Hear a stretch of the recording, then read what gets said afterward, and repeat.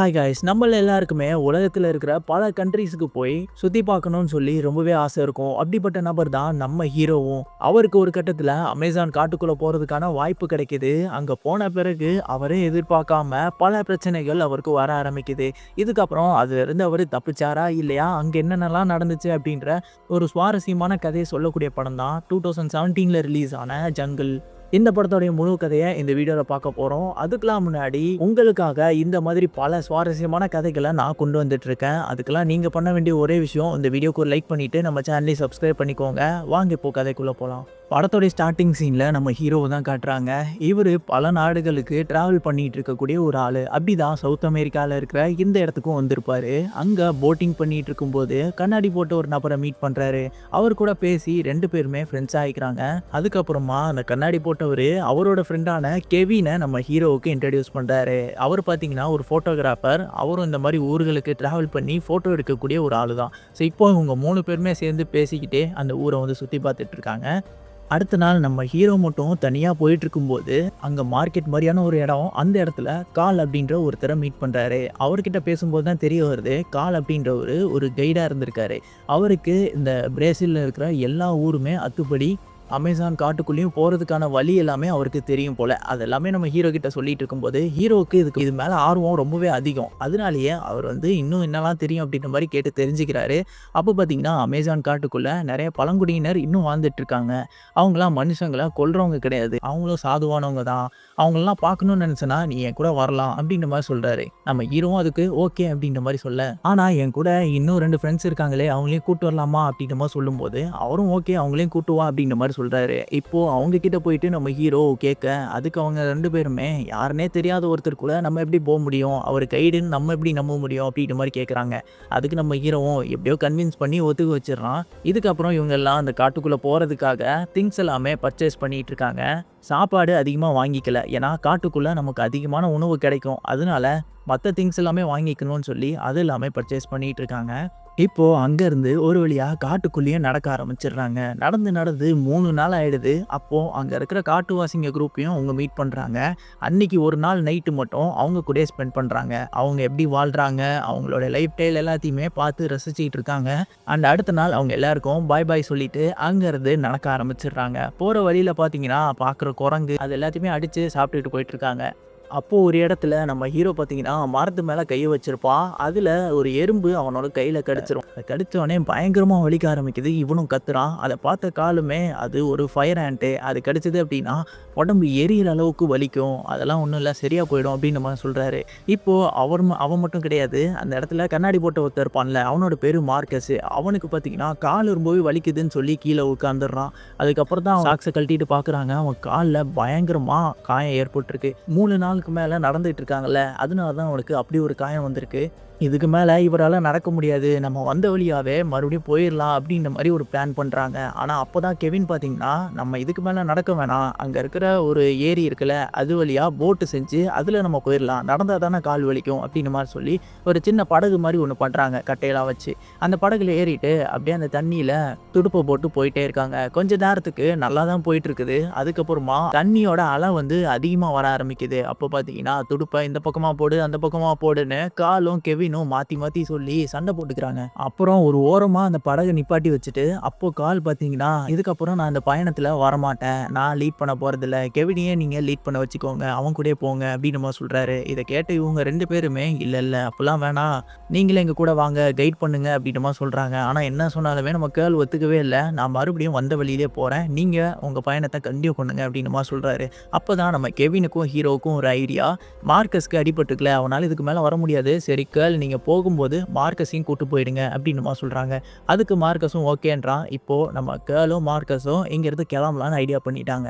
அந்த நேரத்தில் கேர்ள் பார்த்தீங்கன்னா நம்ம ஹீரோ கிட்ட வந்துட்டு, காட்டுக்குள்ளே போன பிறகு உங்களுக்கு ஏதாவது ஒரு பிரச்சனை வந்தது அப்படின்னா தண்ணிக்கு நடுவில் வந்து நின்றுக்கோங்க, ஏன்னா மேலே இருந்து கீழே வியூ பார்க்குறதுக்கு நீங்கள் தெரியவே மாட்டீங்க, அந்த தண்ணிக்கு நடுவில் இருந்தால் மட்டும்தான் நீங்கள் விசிபிளாக இருப்பீங்க அப்படின்னுமா சொல்கிறாரு. சரி அதெல்லாம் நமக்கு தேவைப்படாது அப்படின்ட்டு நம்ம ஹீரோவும் அதெல்லாம் எதுவும் எடுத்துக்காமல் ஹீரோவும் கெவின் மட்டும் அந்த படகுல ஏறி இப்போ போயிட்டுருக்காங்க. இவங்க 2 பேருமே இந்த பக்கமாக கிளம்பிடுறாங்க. இப்போ இவங்க ரிவர்ல போயிட்டு இருக்கும்போது அந்த தண்ணி ஸ்மூத்தா தான் இருக்கு. ஆனா கொஞ்ச நேரத்திலேயே தண்ணியோட வேகம் அதிகரிச்சிருது. இவங்களால அத கண்ட்ரோல் பண்ணவே முடியல. அந்த படகும் பார்த்தீங்கன்னா, ஒரு பாறையில போய் மோதிருது. அந்த படகு புடிச்சுட்டு இவங்க 2 பேருமே தொங்கிட்டு இருக்காங்க. இப்போ என்ன பண்றதுன்னு தெரியாம நம்ம ஹீரோவும் பயந்துட்டு இருக்கும்போது, கெவின் பார்த்தீங்கன்னா, டக்குன்னு தண்ணீல குதிச்சிரு. நம்ம அந்த பக்கமா போயிரலாம் அப்படின்ற மாரி சொல்றான். ஆனா நம்ம ஹீரோவுக்கு கொஞ்சம் பயம் தண்ணீல குதிக்க. அதனால யோசிச்சுக்கிட்டே இருக்கான். ஆனா நம்ம கெவின் பார்த்தீங்கன்னா, தைரியமா அந்த தண்ணீல குதிச்சு நீச்சல் அடிச்சு கரையோரமா போயிடுறான். இப்போ நம்ம ஹீரோவும் குதிக்கலான்னு ட்ரை பண்ணும்போது, அந்த நேரம் பார்த்து தண்ணி வேகமா வர, அந்த தண்ணிக்குள்ள போய் அடிச்சுட்டு போயிடுறான் நம்ம ஹீரோ. அடிச்சுட்டு போனதுல இன்னொரு பக்கமா போய் ஒரு கரையில ஒதுங்கிடுறான். இப்போ நம்ம ஹீரோவும், கெவினும் வேற வேற பகுதியில இருக்காங்க. அதாவது வேற வேற திசையில இருக்காங்க. அப்போ நம்ம ஹீரோவுக்கு முன்னாடி அந்த தண்ணீல ஒரு பேக் வந்துட்டுருக்கு. அந்த பேக்க எப்படியோ அவரு மேனேஜ் பண்ணி எடுத்துடுறாரு. எடுத்துட்டு அதில ஏதாவது சாப்பாடு இருக்கான்னு பார்த்தா, அதில சாப்பாடு ஒண்ணும் இல்ல. ரெயின் கோட் மாரி தான் இருக்கு. அதையும் எடுத்து அவன் போட்டுக்கிட்டு அன்னைக்கு நைட்டு அங்கேயே வந்து ஸ்டே பண்ணிடுறாரு. அடுத்த நாள் காலையில எந்திரிச்சு நடந்து போயிட்டுருக்கும்போது, மரத்துக்கு மேல சில பழங்கள் வந்து தொங்கிட்டு இருக்கத பார்க்குறான். அத எப்படியாவது பறிச்சு சாப்பிடணும்னு சொல்லி ஏற ட்ரை பண்றான். அந்த மரத்துக்குள்ள ஒரு ஓட்டை இருக்கும். அதில பார்த்தீங்கன்னா, ஒரு பாம்பு இருக்கத பார்த்துட்டு பயந்து கீழ விழுந்துடுறான். அதுக்கப்புறம் மறுபடியும் அந்த பாம்பையே அடிச்சு சாப்பிட ஆரம்பிச்சிடுறான். இப்போ அன்னைக்கு நைட்டு பார்த்தீங்கன்னா, அவனுக்கு அவனுக்கு முன்னாடி நம்ம மார்க்கஸோட குரல் கேட்குற மாரி தெரியுது. இவனும் கொஞ்சம் தூரம் போய் பார்க்குறான். அப்புறம் தான் அவனுக்கு தெரிய வருது, இது எல்லாமே அவனோட இமேஜினேஷன் சொல்லிட்டு. இப்போ அடுத்த நாள் பார்த்தீங்கன்னா, நடக்க ஆரம்பிக்கிறான். அப்படியே நடந்து நடந்து 2 நாளா நடந்துக்கிட்டே தான் இருக்கான். எந்த வழியா போணும் அப்படின்றது இவனுக்கு தெரியல. ஏன்னா இப்போ கெவினுமே இவன் கூட இல்ல. 2 பேருமே வேற வேற இடத்துல இருக்காங்க. அப்போ போற வழியில 2 முட்டைய பார்க்குறான். அந்த முட்டைய உடைச்சு அதையும் குடிச்சிட்டு, அந்த வழியா அப்படியே நடந்து போயிட்டுருக்கேன். இப்போ 3 நாள் ஆயிடுது. போற வழியில சில ஃபுட் பிரிண்ட்ஸ் எல்லாம் தெரிய ஆரம்பிக்குது. இத பார்த்தோனே நம்ம ஹீரோவுக்கு சந்தோஷமாயிடுது. கெவின் இங்க தான் இருக்கான் போல அப்படின்ட்டு சந்தோஷப்படுறாரு. கெவின்னு கத்திக்கிட்டே அந்த பக்கமா நடந்து போயிட்டுருக்கேன். அப்போ பார்த்தா அந்த இடத்துல 2 முட்டை இருக்கு. அது அவன் நேத்து சாப்பிட்டுட்டு உடைச்சு போட்டான்ல, அதே முட்டை தான். அப்புறம் தான் அவனுக்கு புரியுது 3 நாளா ஒரே இடத்தையே சுத்தி வந்துட்டு இருக்கோன்னு. அந்த கடுப்புல அவன் அவன் வச்சிருந்த பேக்கே போட்டு உடைச்சு கோவத்துல கத்திக்கிட்டு இருக்கான். அப்புறம் வேற என்ன பண்றது? அன்னைக்கு நைட் அங்கேயே தான் ஸ்டே பண்ணணும்னு சொல்லி தூங்கவும் ஆரம்பிக்கிறான். இப்போ அடுத்த நாள் காலையில நம்ம ஹீரோ எந்திரிக்கும்போது ஒரு பொண்ணு கத்துற சத்தம் கேட்குது. யார்ரா அது இந்த காட்டுக்குள்ள அப்படின்னு பார்த்தா, அங்க ஒரு காட்டுவாசி பொண்ணு தான். அவளுமே தொலைஞ்சிட்டா போல. தனியா வந்துட்டா போல. அவளும் உட்காந்துருக்கா. அவள பார்த்து இவரும், பயப்படாத, நானும் உன்ன மாரி தான் தொலைஞ்சிட்டேன். நம்ம 2 பேரும் சேர்ந்து வழிய தேடி கண்டுபிடிக்கலாம் அப்படின்ற மாரி சொல்லி 2 பேருமே இப்போ சேர்ந்து நடக்க ஆரம்பிக்கிறாங்க. இப்போ இந்த சைடு பார்த்தீங்கன்னா, நம்ம கெவின காமிக்கிறாங்க. கெவின் பார்த்தீங்கன்னா, அந்த ஒரு மரக்கட்டைய புடிச்சிட்டு அந்த ரிவரோட ஓரமா அப்படியே மயங்கி போய் விழுந்திருக்கான். இத பார்த்த அந்த ஊர் மக்கள் 2 பேர் வந்து நம்ம கெவின அப்படியே கூப்ட்டு அந்த ஊருக்குள்ள கூட்டு போறாங்க. அங்க போயிட்டு ஃபாரஸ்ட் ஆஃபீசர் கிட்டயும் இந்த மாரி சொல்றாங்க. அங்க போயிட்டு நம்ம கெவின் கொஞ்சம் மயக்கம்லாம் தெளிஞ்ச பிறகு அவர்கிட்ட நடந்த விஷயம் எல்லாத்தையுமே சொல்ல ஆரம்பிக்கிறான். இந்த மாரி நாங்க 4 பேர் போனோம். அதுல 2 பேரு வெளிய மொதவே வந்துட்டாங்க. ஆனா அவங்க வெளிய வந்தாங்களா இல்லையான்னு தெரியல. நாங்க 2 பேர் மட்டும் தான் அப்புறம் காட்டுக்குள்ள போக ஆரம்பிச்சோம். அப்புறம் தான் இப்படி நடந்தது. அதுல ஒருத்தன் அங்க தான் மாட்டிக்கிட்டு இருப்பான். இந்த மாதிரிலாம் சொன்ன உடனே அந்த ஃபாரஸ்ட் ஆஃபீஸரும் சரி ஓகே, உள்ள இருக்கவங்கள ரெஸ்கியூ பண்றதுக்காக நம்ம ஒரு ஏரோப்ளேன் அனுப்பலாம் அப்படின்னு சொல்லி ஏரோப்ளேனையும் அனுப்புறாங்க. இப்போ காட்டுக்குள்ள காமிக்கிறாங்க பாருங்க. நம்ம ஹீரோவும் அந்த பொண்ணுமே நடந்து போயிட்டு இருந்தாங்கல்ல, அன்னைக்கு நைட்டு இருட்டிருது. சரின்னு சொல்லிட்டு 2 பேருமே தூங்கிடுறாங்க. இப்போ நம்ம ஹீரோ கண் முழிச்சு பார்த்தா பக்கத்துல அந்த பொண்ணை காணோம். என்னடா அது அப்படின்னு யோசிச்சா அப்புறம் தான் புரியுது, இதுவும் நம்ம ஹீரோவோட ஒரு இமேஜினேஷன் தான். நம்ம ஹீரோ ரொம்பவே ஸ்ட்ரெஸ்லயும் டிப்ரெஷன்லயும் இருக்கிறனால அவன் கூட யாரோ இருக்கிற மாதிரியே அவனுக்கு தோணிக்கிட்டே இருக்கு. அதுக்கப்புறம் ரொம்ப நேரத்துக்கு அவன் நடந்து வந்துட்டே இருக்கான். வழியை கண்டுபிடிக்கவே முடியல. அந்த நேரம் மேலே ஹெலிகாப்டரோட சத்தம் கேட்குது. யாருன்னு பார்த்தா நம்ம கெவின் தான் ஆஃபீஸரை கூப்பிட்டுட்டு ஹெலிகாப்டர்ல இங்கே ரெஸ்கியூ பண்ணுறதுக்காக வந்துட்டு இருப்பான். ஸோ இதை பார்த்தோன்னே நம்ம ஹீரோவும் சந்தோஷப்பட்டு இங்கேருந்து ஒரு துணியை வச்சு அப்படியே கத்த ஆரம்பிக்கிறான். ஆனால் அந்த ஹெலிகாப்டரில் இருக்கவங்களுக்கு நம்ம ஹீரோ தெரியவே இல்லை. அவன் கத்துனதும் கேட்கல. அந்த ஹெலிகாப்டரும் அவன் இருக்கிற இடத்த விட்டு வேற ஒரு இடத்துக்கு போயிடுது. இவனும் அவனோட நம்பிக்கையெல்லாம் கைவிட்டுறான். அதுக்கப்புறம் தான் கால் சொன்ன ஒரு விஷயம் ஞாபகம் வருது. இந்த மாதிரி நேரத்துல தான் ரிவரோட சென்டருக்கு போயிட்டோம் அப்படின்னா மேலே இருக்கவங்களுக்கு விசிபிள் ஆகும். அப்போதான் நம்மளை வந்து காப்பாற்றுறதுக்கு வருவாங்க அப்படின்னு நம்ம சொல்லியிருப்பாரு. சரி, இப்போ நம்ம அந்த ரிவருக்கு போயிட்டோம் அப்படின்னா தப்பிச்சிடலாம்னு நினச்சி போகிறான். அப்போ தான் அவன் காலில் இன்ஃபெக்ஷன் ஆயிருக்கிறது தெரிய வருது. அந்த மார்க்கஸ்க்கு ஆயிருக்கும்ல, அதே மாதிரி தான். இப்போ இதுக்கு மேலே இவன் நடக்கிறது கஷ்டமாயிடுது. இவரால் சுத்தமாக நடக்க முடியல.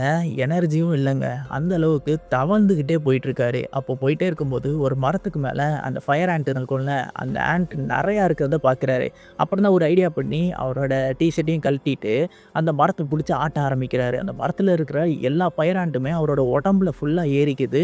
இதுக்கப்புறம் அது உடம்ப கடிக்கும் பாருங்க. அந்த வலியில பார்த்தீங்கன்னா, அத எனர்ஜியா யூஸ் பண்ணிட்டு முடிஞ்ச அளவுக்கு ஓட ஆரம்பிக்கிறாரு நம்ம ஹீரோ. அப்படியே ரொம்ப தூரத்துக்கு ஓடி வந்துடுறான். அவனோட உடம்ப பார்க்கறதுக்கு ரொம்பவே வீக்கா இருக்கு. ஏன்னா, ரொம்ப நேரத்துக்கு அவன் சாப்பிடவும் இல்ல. அவனுக்கு எனர்ஜியும் இல்ல அப்படின்றதுனால அவன் உடம்பு அந்த அளவுக்கு வீக் ஆயிடுது. இப்போ இந்த சைடு காமிக்கிறாங்க. இதுக்கு மேல இவங்கள நம்பி வேலைக்கு ஆவாதுன்னு சொல்லிட்டு நம்ம கெவின் ஒரு போட் ஓட்டுறவர கூட்டிட்டு அந்த காட்டுக்குள்ள ரிவர்ல போக ஆரம்பிச்சிடுறான். இவனே தேடுறதுக்காக. இப்போ நம்ம ஹீரோ பார்த்தீங்கன்னா, அந்த ரிவர் சைடு வந்துடுறாரு. அந்த இடத்துல யாராவது வருவாங்கன்னு சொல்லி வெயிட் பண்றதுக்காக ஒரு கட்டையெல்லாம் அடுக்கி வச்சிடுறாரு. இத பார்த்தா இங்க நம்மள தேடி வருவாங்கன்னு சொல்லிட்டு. அப்படியே விடியுது. அப்படியே காலையில விடியுது. நம்ம கெவினும் அந்த போட் ஓட்டுறவரும் இந்த சைடு வந்துடுறாங்க. அந்த கட்டைய அடுக்கி வச்சத பார்த்தோனே, இங்க தான் நம்ம ஃப்ரெண்ட் கண்டிப்பா இருக்கணும் அப்படின்னு சொல்லிட்டு கெவினுமே வந்து கெஸ் பண்ணிடுறான். அந்த இடத்துல நம்ம ஹீரோ இல்லங்க. சரி இங்க தான் இருந்திருப்பான். ஆனா அதுக்கப்புறம் வேற எங்கேயோ போயிட்டான் போல அப்படின்ட்டு அந்த போட் எடுத்துட்டு இன்னொரு பக்கமா போயிடுறான். அப்புறம் தான் நம்ம ஹீரோ எந்திரிச்சு பார்க்குறாரு. அந்த பக்கமா ஒரு ஓரமா தான் படுத்திருக்காரு போல. அத நம்ம கெவின் பார்க்கவும் இல்ல. என்னடா அது இவ்வளோ ட்ரை பண்ணியுமே நம்ம பக்கத்துல வந்துட்டு இப்படி போயிட்டானே அப்படின்ற ஒரு ஒரு வேதனையில நம்ம ஹீரோ கெவின பார்த்துட்டு அந்த பக்கமா அவரால முடிஞ்ச அளவுக்கு நகர்ந்து வர பார்க்குறாரு. இதுக்கு மேல நம்ம விட்டுட்டோம் அப்படின்னா அவ்வளோதான் அப்படின்னு சொல்லிட்டு கஷ்டப்பட்டு நம்ம கெவினுக்கு ஏதாவது சிக்னல் குடுக்கணும்னு சொல்லி அந்த தண்ணி பக்கத்துல வராரு. அப்போ நம்ம கெவின் அந்த பக்கமா போட்ட திருப்பும்போது எதர்ச்சியா அப்படி பின்னாடி பார்க்குறான். அப்போ நம்ம ஹீரோ இருக்கத அவன் நோட் பண்ணிடுறான். பார்த்த உடனே அந்த பக்கமா போட்ட திருப்பிட்டு போய் நம்ம ஹீரோவையும் நம்ம கெவின் பார்த்தீங்கன்னா காப்பாத்திடுறான். இதுக்கப்புறம் அந்த ஊருக்கு கூட்டு போய் நம்ம ஹீரோவுக்கு ட்ரீட்மெண்ட்லாம் பார்க்குறாங்க. அங்க அங்க இருக்கிற ஊர் மக்கள் எல்லாமே நம்ம ஹீரோ அங்கேருந்து சர்வை பண்ணிட்டு வந்தத பார்த்து ஆச்சரியப்படுறாங்க. அண்ட் இப்போ உயிரோட வந்தது இவங்க 2 பேர் மட்டும் தான். அந்த மார்கஸ்க்கும், கேர்லுக்கும் என்ன ஆச்சுன்னு தெரியல. அப்புறம் தான் விசாரிக்கும்போது தெரியுது. அந்த கேர்ல் அப்படின்றவன் ஒரு கிரிமினலு. அவன் கூட மார்கஸ அனுப்பி விட்டதுனால, மார்கஸ அவன் கொன்றுக்க கூட வாய்ப்பு இருக்கு. கொன்னுட்டு அவன் எங்கேயாவது தப்பிச்சு போயிருக்கலாம். ஆனா ஏன் கேர்லு இவங்க கூட வரதுக்கு பிளான் பண்ணான் அப்படின்றது இவங்களுக்கு இன்னும் தெரியல. அந்த ஒரு கேள்வியோட இந்த படத்த இந்த இடத்துல முடிக்கிறாங்க. அண்ட் இன்னொரு ஆச்சரியமான விஷயம் என்னன்னா, இந்த படத்தோட கதை உண்மையிலேயே நடந்த ஒரு விஷயமா, அத பேஸ் பண்ணி தான் அந்த படத்த எடுத்திருக்காங்க. இந்த படம் எப்படி இருந்துச்சு அப்படின்ற உங்களுடைய கருத்துக்கள கமெண்ட்ல சொல்லுங்க. அண்ட் வேற ஏதாவது சுவாரஸ்யமான படங்கள் நீங்க நம்ம சேனல்ல பார்க்கணும்னு ஆசைப்பட்டீங்கன்னா, அந்த படத்தோடைய நேம கமெண்ட்ல சொல்லிட்டு போங்க. நான் உங்களுக்காக அடுத்து அத ட்ரை பண்றேன். ஓகே காய்ஸ் நெக்ஸ்ட் வீடியோல வந்து சந்திக்கிறேன். Until then signing off.